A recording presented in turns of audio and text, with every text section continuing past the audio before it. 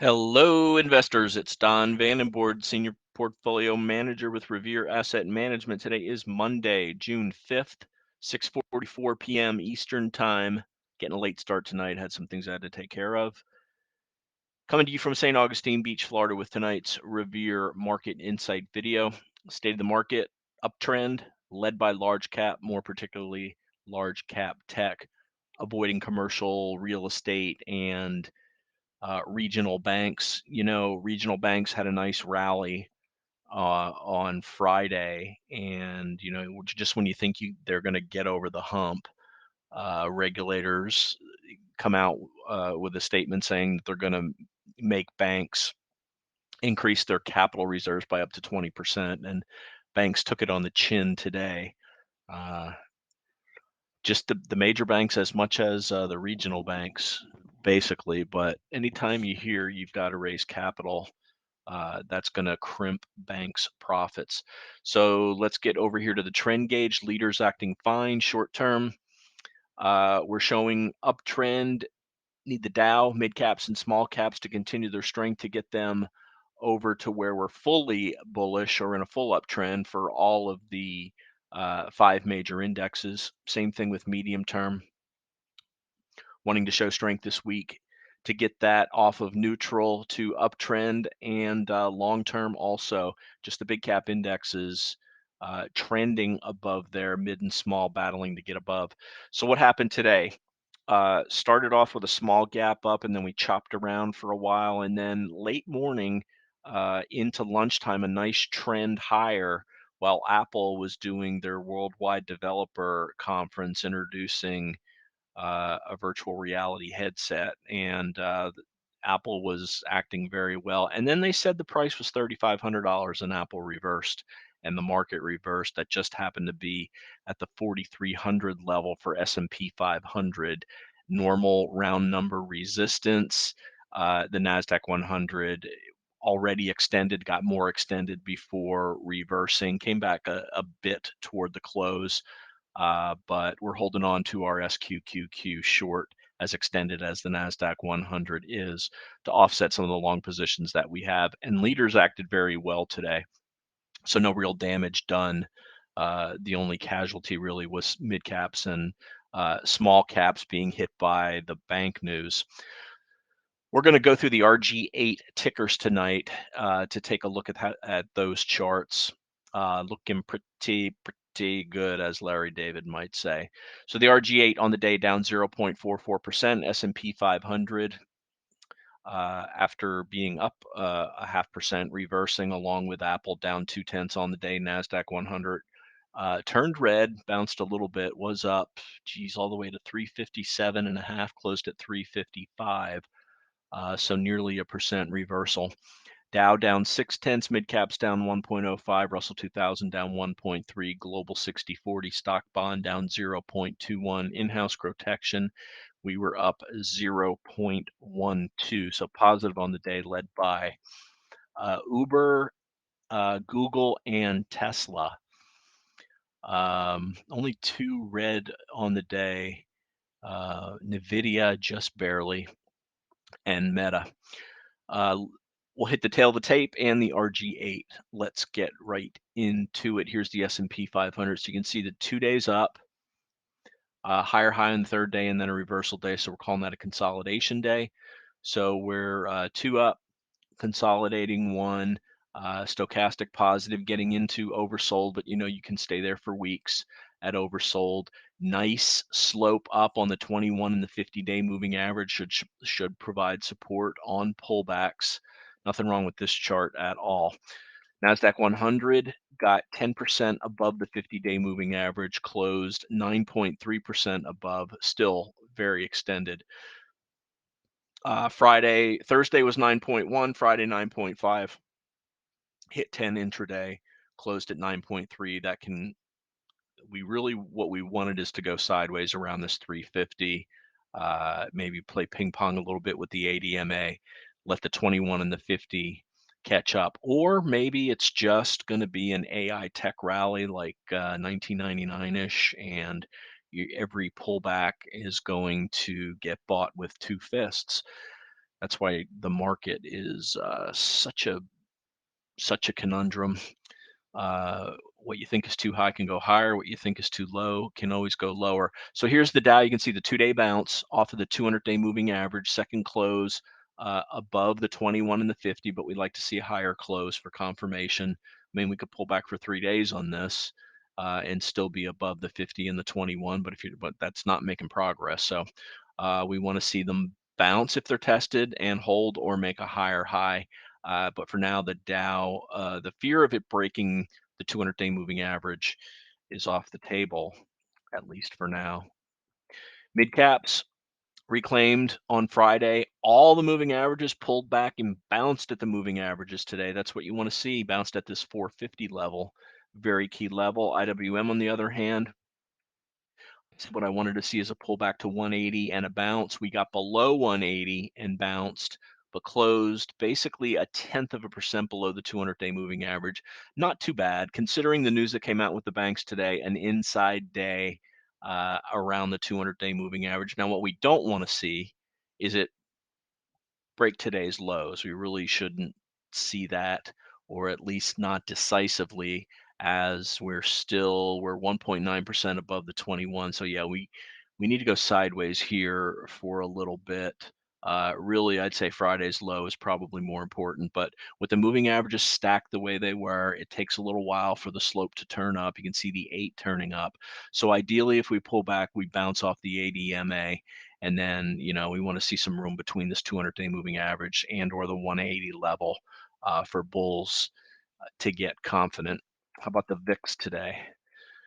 The VIX closed below it. These doesn't show it on the charts, obviously, but it closed below the lower Bollinger Band and was up early while the market was up, and actually came back while the market was coming back. So a little bit of a conundrum there. Down, still up 1% on the day, and an inside day, very similar to uh, what you saw on other indexes that had the inside day. The dollar started out strong, faded back below the 200-day moving average. Let's check the 5-minute chart on the dollar here. See the gap up, and then pretty early uh, sold off here right around 10 o'clock. I think there was some economic news that came out today. ISM maybe. Dollar pulled back and basically flatlined the rest of the day. How did that impact gold and silver? Gold, here's a 5-minute chart to look at it. Gold gap down and then popped on the dollar reversal, and then trended a bit higher during the day. So that negative correlation still intact today. Same thing with GDX. Trying to make another run at the declining 21-day moving average. Silver down 0.23% on the day. Let's talk about Bitcoin, because Binance, the exchange, got hit with fraud charges today, and that carried over to uh, the crypto or crapto coins. Bitcoin down at 6.3%, making new lows. So giving up, failed at that 16 level where we tried to get back above it on 530, making new lows, approaching the 200-day moving average. This is an avoid for now. Let's go to bonds, the broad bond index. Bonds were mixed today. This was basically flat. The shorter term bond prices were up, longer term bonds, the 10-year barely down, the 30-year price down a little bit, so the yield slightly higher. There's BND, here's TLT. I imagine these moved at that 10 o'clock. Yeah, right after that, the economic numbers came out, it popped and then faded as the day went along. Here's the TYX, the 30-year. You can see the reversal. Just the opposite of the price. That's what bonds do. Held the 21-day moving average, though. Let's go to the 10-year, 0TNX. Basically unchanged. Equal weight since they played catch up last Friday. Nice inside day here on the equal weight S&P 500, QQEW, equal weight up basic. So it's basically in line with what the S&P did. Those are the interasset correlations that we show every show. Let's go to the tail of the tape. and I'll pause this. You can, or pause it if you want to read through it. I'm going to hit the highlights. So OPEC Plus kept their production cuts. That made oils initially gap up. That lasted about an hour, and then they reversed. So the pop in oil was sold, and we were looking for a possible entry into an oil ETF. U.S. to require banks to increase capital. That hit the banks. You saw the move on the ISM numbers that came out. I haven't dug into those today. So day count up to one consolidation day, 6 days above the ADMA, 7 days above the 21 EMA. FOMC chance of a rate hike in June on 6/14 continues to drop, down 14 percentage points today from 30 to 16. Expectations remain positive. I talked about the oil up in reversal, same thing with the dollar. Bonds were mixed. Weak today, KRE, of course. Uh, SOX, as it continues to digest the big moves, and retail was down on the positive side. XLC, YUV, that's communication services. Y is discretionary, U is utilities, V is healthcare. No changes on the portfolio. Bottom line for the day, S&P 500 reverses at 4,300 resistance. Leaders act well. Uh, Market looks fine from where I'm sitting. So let's go to a couple portfolio names that acted well today. DT up 0.34, continues to trend higher, gap down, and was bought. That's good stuff. Uh, Uber led for much of the day, a little bit off its highs, but first close above that 40 resistance level is a good sign there. Tesla was strong all day, pulled back in the morning, off highs, but look at all these blue bars. Tesla's being bought the last 7 sessions, and including the gap last Thursday, Friday, sorry, Wednesday. No, it was Tuesday, Wednesday, Thursday, Friday. Today's Monday. And look at the relative strength line. That's what you want to see above the 200-day moving average. Good for you, Tesla. How about consolidation on NVIDIA, which is it's been doing since its big gap up, tightest range day. So either the buyers are going to come up or the sellers are going to show up, but either way, it should hold the ADMA, which is now approaching the low from last week's low close on the 31st. That was on Wednesday. NVIDIA, AMD also consolidating at the ADMA. So let's go to the G8. Why do we even have the G8? The G8 was born out of uh, a learning experience for us where we lagged the market in the first quarter of 2021. While the broad indexes continued higher, growth stocks were getting mugged because interest rates were rising. At that time, we didn't pay as close attention to the inner asset correlation of bonds. We started doing it when this happened, and of course, also last year with the bear market also hitting stocks as well as especially the TLT. So the RG-8 was born, started out as the RG-5. We've added to it for more accuracy. Let's go through them. So there's your small cap index, but the first one is small cap growth. That looks very nice. 2 days up, inside day consolidation above all the moving averages. This gives us more conviction in playing leading stocks when the RG-8 is acting well. This is the S&P 600 growth, the worst performer on the day, back below the 200-day moving average. So these stocks are profitable. This is led by banks. These are profitable companies inside the S&P 600, banks and oils, and just not a good day.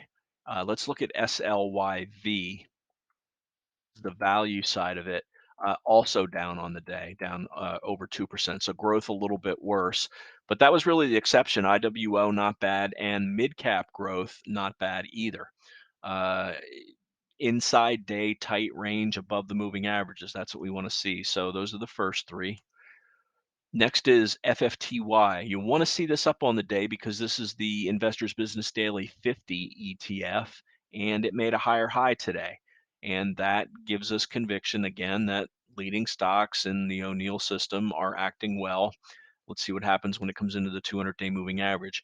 QQQJ, this is basically the mid-cap NASDAQ 100, the incubator for the next big leaders. Inside day there too. Also good stuff.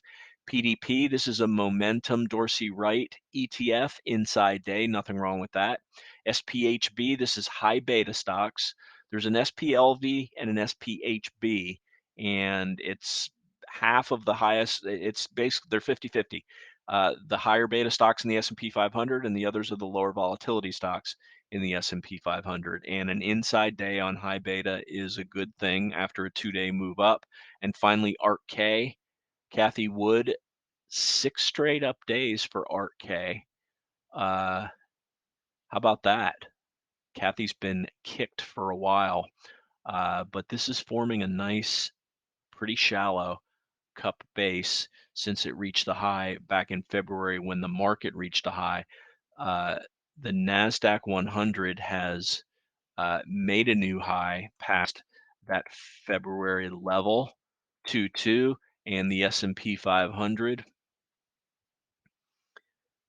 just made a higher high last week above that February high. ARK-K continues to lag as far as on a relative strength basis. Here, the relative strength line, you can see it while it was forming the cup, but now that it's forming the right side of the cup, relative strength picking up, just hasn't made a new high yet. We monitor the top 14 or 15 holdings in this, and they're starting to look a little bit better. Not ready to pull the trigger on it though. And that's it. That's going to wrap it. So as always, we'd love to hear from you. The email is don@revereasset.com. The phone is 855-REAL-WEALTH. That's 855-732-5932. Remember, it's not how much you make in the markets, it's how much of that you can keep. And that is going to wrap it up for Monday, June 5th. This is Don Vandenbord telling it like it is with Revere Asset Management. Thanks for listening and have a great day.